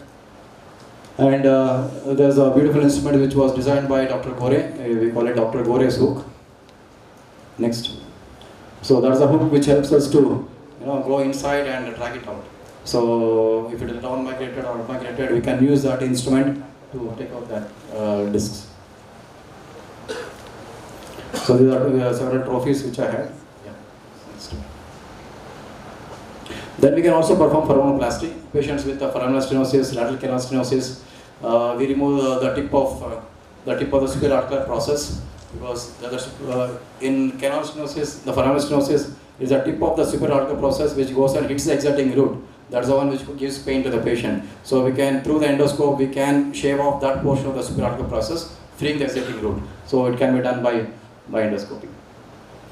Next. So this is already Dr. Mahesh has shown. This is possible. I'm showing you what are the possibilities with endoscopy. Next. And this is a cage which is going to come next year. We have the work is already done. In fact, you will be happy to learn that this is being getting manufactured in Mysore. And this is just a 5 mm cylinder. It's a 5 mm cylinder. Now you could see Mahesh putting that the cage and banging it inside. Now imagine I'm going to put this cylinder, this 5 mm, which can go through the cannula, and it's a jack mechanism, like you have a jack of your car, So you just connect it and then twist so that the fins open up and the 5 mm becomes up to 15 mm. Okay? So it's just an imagination how easy it's going to be. This is going to be manufactured in India itself, because earlier we had a similar one called between cage, which was very, very popular. And Medtronics, which is a big company, US company, bought this cage, bought the company which was manufacturing the cage and shut down the production of that cage. It was manufactured by Israeli company. And then we, in 2018, did a conference in Mysore, and we had a discussion, general discussion with Dr. Gore and all, how to bring this back. Because it is a very cage which can be very well used with endoscopy. And I had a good friend who is owner of S3, there's a company in Mysore which manufactures the cardiac stents. So I called him for the meeting and he said he will do some work on this. And what he did was he went and met the original innovator, Mr. Epstein, Dr. Epstein in Israel. And by that time the patent had expired. so that anybody could manufacture this. So he got all the original designs, he manufactured in Mysore and showed us the samples. We were happy with that, and they started the manufacturing. But it would have come long back, but the problem was that after the Modi government, they have changed the regulations for manufacturing the medical devices. Now there are a lot of animal studies and all that which needs to be done. And it's in that process, everything is done. We did a pre-launch in last month in Mysore in Gandhi. I spoke about this cage. And in January, this is going to be available for commercial use. This can be used by open technique, but more useful if you do by endoscopy. And this is going to revolutionize the spine surgery. And when I spoke about this in Gandhinagar, in Mysore, there were many of the guys who came from US. They were actually congratulating me, saying that we're very happy that this is back again. Yeah. Next. So this can be used as a standalone cage. You saw the cage is being put with the screws in place, but here you can use this cage as just standalone without any screws. So imagine this is done by my boss, Dr. Gore, in 16 years back. He had put that between cage, and that is a follow-up after 16 years. It just stayed there. And this is mainly used in patients with foraminal stenosis, because that jacks up the foraminal height and then the exiting route is freed. So it can be used standalone. I mean, these are the possibilities. I'm not bluffing. This is all reality. People are not exposed to this. Maybe next year this is going to be in the market and you see the big change is going to happen. Next. So my experience, I performed so many surgeries. I had infection in 5 cases now. I had foot drop in 1 case, which recorded in 3 weeks time. And recurrence rate is as good as in open surgeries. There was I don't say mischief, but then there are a few people who are little not very happy with endoscopic spine surgeons. They started saying that the recurrence rate is more endoscopic spine surgeons. Not so. My recurrence rate is not only mine, most of the spine surgeons who are endoscopic spine surgeons who are doing this, the recurrence are very, very less. And even if it recurs, it is very, very easy for us to remove. Yeah. Next. So, and one more question which I asked was, no, you are putting the dilator inside the disc, you are creating another rent. There's already a rupture of the disc, but then you are putting in instruments and creating another rent in the disc. Now, is it good for the patient? So we tell that we are actually not creating a rent, we are just opening up the fibers there, which again collapse as we remove the instrument. But then to make the results a little better, we have devised this Dervan plug, which is a PRP plug, which can be made from the patient's own blood at the operation theatre itself. You have a centrifuge, you run it for around 10 minutes and the plug is ready, and with the same endoscope we put it into the cap. This is again developed by Dr. Gore and his team. Next. So the current status, about 200 spine surgeons are performing endoscopy in India, and we have our own organization, Mission Spine Foundation, started by Dr. Gore. I am one of the directors of that. And through our foundation we conduct training programs all over India and abroad. And interestingly, I mean, I am an orthopedic spine surgeon, but then when we started getting trained, it was more of orthopedic spine surgeons who used to come and get trained. But now I see a trend towards more neurosurgeons. Maybe orthopedic surgeons are finding more pleasure with arthroscopy, joint replacements. Not many are coming to spine, I believe. More of neurosurgeons. Out of 30 people coming to us, maybe 20-25 are of neurosurgeons only. So we are training more neurosurgeons than orthopedic spine surgeons. So the PGs, I think they should not be outnumbered in future, because spine as such, now itself many people are saying neurosurgeons do better than ortho. But then endoscopy wise, we ortho are definitely strong. And so whenever orthopedic spine surgeon comes to us, we always have that little bit of lenience towards orthopedic spine surgeons. So I urge many orthopedic spine surgeons to also take up endoscopy so that we remain in the game. Yeah, next slide. So the first generation was just discectomy. Then the second generation was where we started removing the migrated fragments also. Then the third generation where we started doing a foraminoplasty with a drill. I have not shown examples where we can use a drill also to shave the artery process. The fourth generation, currently we are here, endofusion. Next. Thank you.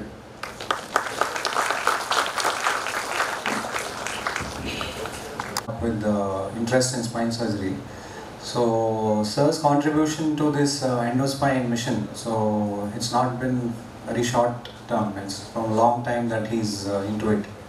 So we appreciate the efforts that sir has put into this, and we encourage a lot of young orthopedic surgeons to take up spine surgery as such, to contribute and not let other neurosurgeons, dominate the scenario. That's what is request from the spine surgery part. So a fabulous presentation, and sir has a surgery to do, so all this will be better demonstrated in the surgical aspect.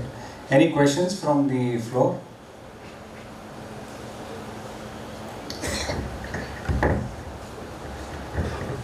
So, wonderful presentation, Ravindra, as usual. He has conducted effort with, I think, a few of them most of them without any entry fees. All of them were allowed to, that is something fantastic. And the only challenge is how you deal with a collapsed disc space. That is one thing which I wanted to ask. Because you were very good in L5S1, how you approach to L5S1, but how you deal with a collapsed space. It is not easy, the response from the patient. So negotiating the disc space with the needle is not so difficult, but then when you are putting your instruments, especially the probably the cannulas, I think you have different dilator and cannula, because then it will graze the end plate, so the patient may experience a little more pain than usual. But again, you must understand that if the disc space is so collapsed, then it means there is not much of disc material there. It's more of a stenosis part which actually brings in the symptoms. So we do foraminotomy to open up the space, and but then that step of putting the dilator is definitely, I mean, it's not, the pain is little more than what the usual. But then sometimes we give epidural, a single shot epidural to the patient, like maybe when you want to numb that area. Then we don't put any catheter or anything, we just give a single shot epidural, which is more only sensory. The motor blockade is not there, only sensory. So with that we can get to the surgery. Good morning everyone. Thank you Dr. Ravindra. I know him, Ravindra, we used to practice together in the initial days of Mysore. So he's a very good, wonderful surgeon, and he has done a wonderful job in Mysore. And I have some few questions. Being anesthesiologist, I'm worried about the safety of the patient first. Second thing is, when you are doing, I saw the patient, this is an obese patient. So is it possible to do under local? My first question. Second question is, how safe it is? So because intraoperatively you are jeopardizing the patient. If something goes wrong, patient will be in the prone position. Difficult to resuscitate the patient if something goes wrong. So those things will come to my mind, because we as anesthesiologists, I operated a similar size patient with ejection fraction of 35%. Now I am 100% sure that no anesthetist will try to give anesthesia to that patient.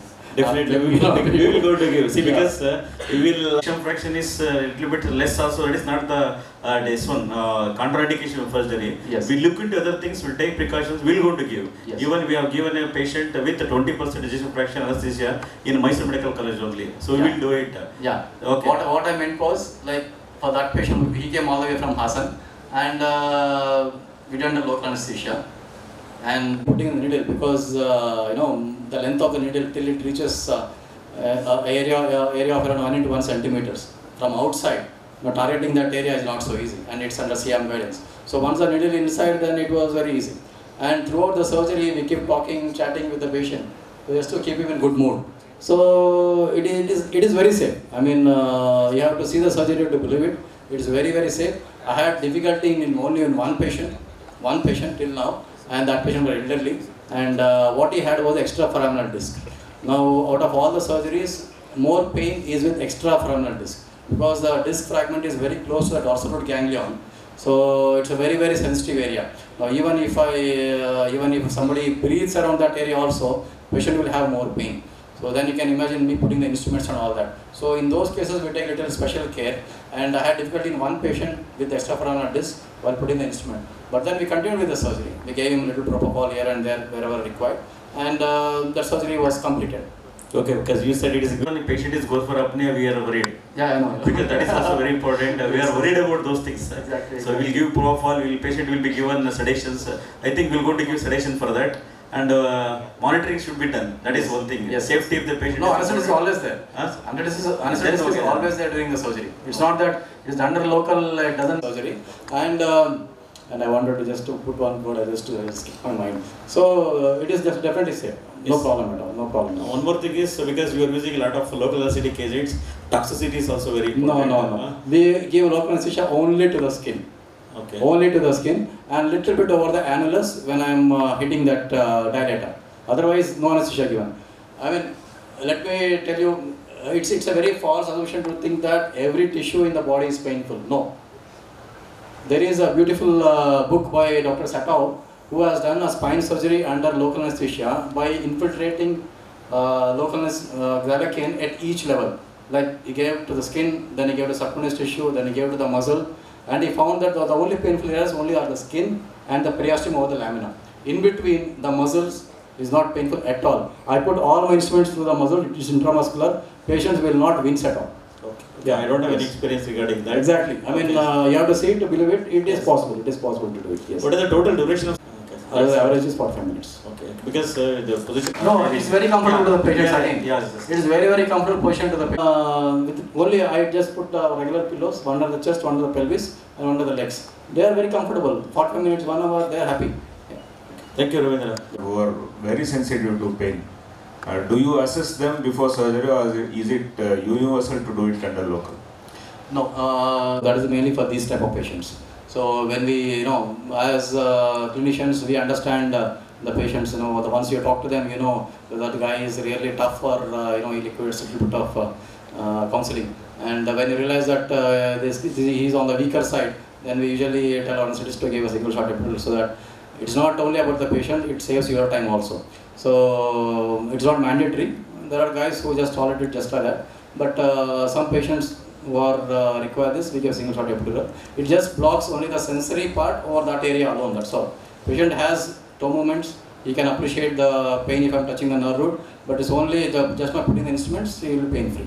Yeah. Because we have done in Mysore Medical College, we have done spinal surgeries under spinal. Yeah. We have presented a paper also. Yes. So we had, when Dr. Chandrasekhar was there, we did some 100 cases under spinal only. Yes. You presented that. It can be done. It can be done. And only the norm is for spinal surgeries, but then it can be done to spinal also. Safely. Dr. Maheshwar does most of the surgeries on spinal, and sometimes he only gives spinal. I see him also doing that. So it's possible. Yes. And intraoperative findings. Yeah, big time. That happens to me during open surgeries. Find a huge disc in the MRI, but then when you reach there, it's not so big. Big time difference, because that's what in our textbooks a lot has to change, because most of the pain in disc problems is chemical, not mechanical. Like maybe there are some of my presentations where they say there is no disc at all, but patient comes with severe pain. And then there's a big disc, but then patient doesn't have any pain at all. I'm sure most of you people also have seen that. But then when the report comes with a normal study, that is when the orthopedic surgeon or the neurosurgeon will say, no, there's no problem with the disc. It's only in your mind. And you are a mental patient. You are go to a psychiatrist. I'm sure some people have done this. Because earlier, even before endoscopy, I used to think in the similar ways. Because I don't see any disc, then why the patient should have pain? But then, as I mentioned, one case of annular rupture. So you are seeing a small high intensity zone there. There are some patients even without that HSZ, but it's severe pain. No matter what the MRI says, there has to be nerve pinching somewhere, no? No, not again. So a chemical foot drop can cause weakness, can cause SLR. So in spite of big disc, you can have all these signs. So we have, Dr. Gore has described his Gore sign, which is a very good sign, which changes the way you actually examine the patient in a clinic. The simple sign where you palpate and press the sural nerve and the deep peroneal nerve around the ankle. The sural nerve is posterior to the lateral malleolus, the deep peroneal nerve is anterior to the lateral malleolus. Now if you find that tender, it means it is chemical radiculitis. So you inject xylocaine there, the pain immediately disappears. Immediately. There are many subsets of pain. Some patients come with groin pain. I am sure many orthopedic surgeons will take a hip X-ray. No, it is L5S1. Heel pain, which we describe as calcanea plantar fasciitis, is L5S1. Coccydynia is L5S1. So, but then a white-skinned guy has mentioned all this, described all this. Nobody has the courage to question it. but then we are changing the things. So all these are mainly neurologic pains. They are the fascia doesn't give rise to any pain. Plantar fasciitis is absolute.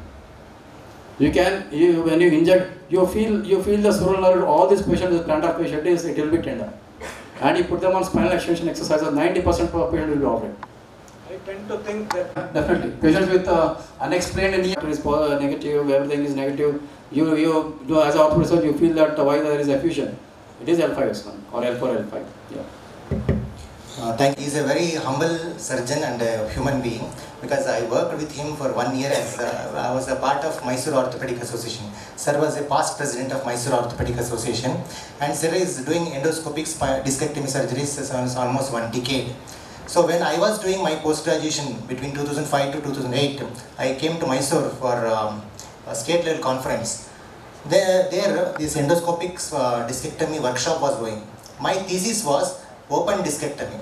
My head of the department commented on me, "Nodo illi endoscopy alli ಮಾಡ್ತಿದ್ದಾರೆ, ನೀನು open ಮಾಡ್ತಿದ್ದೀಯಾ ಅಂತ." ನನಗೆ ಮನಸ್ಸಲ್ಲಿ ಅನಿಸ್ತಾ ಹೋಯ್ತು, ನಾನು endoscopy ಕಲಿಬೇಕು ಅಂತ. ಬಟ್ ಆ ಚಾನ್ಸ್ ಸಿಕ್ಕಿದ್ದು ಇವಾಗ ನನ್ನ ಸ್ಟೂಡೆಂಟ್ಗೆ ಒಬ್ಬರಿಗೆ ಈ ಎಂಡೋಸ್ಕೋಪಿಕ್ ಡಿಸ್ಕೆಕ್ಟಮಿ ಥೀಸಿಸ್ ಕೊಟ್ಟು ಸರ್ ಅಂಡರ್ ಟ್ರೈನಿಂಗ್ ಕೊಟ್ಟು ಅವ್ರ ಜೊತೆ ಆ ಸ್ಟೂಡೆಂಟ್ ಜೊತೆ ನಾನು ಕಲಿಬೇಕು ಅಂತ ಒಂದು ಉದ್ದೇಶ ಇಟ್ಕೊಂಡು ನಾವು ಸರ್ನ ಅಪ್ರೋಚ್ ಮಾಡಿದಾಗ ಸರ್ ಈಸಿಲಿ ಅಗ್ರಿ ಮಾಡಿದ್ರು. So we want to thank from department of orthopaedics and Chamarajanagar institute of medical sciences for giving us opportunity to start this endoscopic spine surgery in our department. Secondly, sir, dean and director sir ಹೇಳಿದ್ರು, ನನಗೆ ಯಾಕೆ moderator ಮಾಡ್ತೀರಾ ಅಂತ. ನಾವು endoscopic surgery start ಮಾಡ್ತೀವಿ sir, ನಮ್ಗೆ ಈ ಥರ ಇನ್ಸ್ಟ್ರೂಮೆಂಟ್ಸ್ ಬೇಕು ಅನ್ನೋದಕ್ಕೆ ಇನ್ಸ್ಟ್ರೂಮೆಂಟ್ ರಿಕ್ವೆಸ್ಟ್ ಕೊಟ್ಟ ತಕ್ಷಣ ಫಾರ್ವರ್ಡ್ ಮಾಡಿ ಟೆಂಡರ್ ಸಬ್ಮಿಟ್ ಮಾಡಿಸಿದ್ದಾರೆ. So it's under the process. So dean and director sir, ಇಂಥ ಡೀನ್ ಆ್ಯಂಡ್ ಡೈರೆಕ್ಟರ್ ಇರೋದಕ್ಕೋಸ್ಕರ ನಾವು ಇಂಥ ಹಂಬಲ್ ಪ್ಲಸ್ ಎಂಡೋಸ್ಕೋಪಿಕ್ ಸರ್ಜನ್ಸ್ ಇರೋದ್ರಿಂದ ಎಲ್ಲ ಕೊಲಾಬ್ರೇಷನ್ ಒಂದು ಫ್ಯಾಮಿಲಿಯಾಗಿ ಒಂದು ಅಡ್ವಾನ್ಸ್ಮೆಂಟ್ ತೊಗೊಂಬರ್ತಿದ್ದೀವಿ ಚಾಮರಾಜನಗರ ಇನ್ಸ್ಟಿಟ್ಯೂಟ್ ಆಫ್ ಮೆಡಿಕಲ್ ಸೈನ್ಸ್ಗೆ. ಇಬ್ಬರಿಗೂ ಸಂಸ್ಥೆಯ ಪರವಾಗಿ ಮತ್ತು ವಿಭಾಗದ ಪರವಾಗಿ ಧನ್ಯವಾದಗಳನ್ನು ಅರ್ಪಿಸ್ತಾ ಇದ್ದೀನಿ. Thank you sir. Ravindra, and I think you are the ambassador of strong ambassador of endoscopic spine, as well as Dr. Gore's system. Let the path be very smooth and let endoscopy surgery become more popular. And I am very happy, and I should be thankful to the Department of Orthopaedics and the young Chamarajanagar Orthopaedic Association, sir. They have been very dynamic in conducting a lot of workshops, a lot of CMEs. Being a young medical college, a young department, it is something fabulous to see them regularly getting into academics and putting their students on the right path. I thank the Department of Orthopaedics as well as the director and dean here for having supported, and he has supported you with a wonderful endoscopic system. So this is something, it's also a sister concern medical college for us who are just 60 kilometers away. So a nice development to happen here, and all the best on all the future endeavors. Thank you, sir. Thank you very much to chair with the director and dean. Thank you. Surgery. Now I would like to request the moderators to felicitate Dr. Ravindranath sir.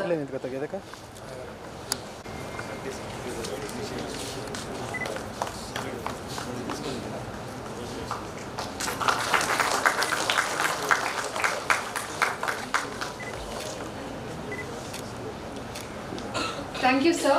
I would like to invite on stage Dr. Padmaksha, COSA President, to felicitate Dr. Purushottam Shastri, sir, Dr. Gurumurthy, sir, Dr. Raghunandan, sir.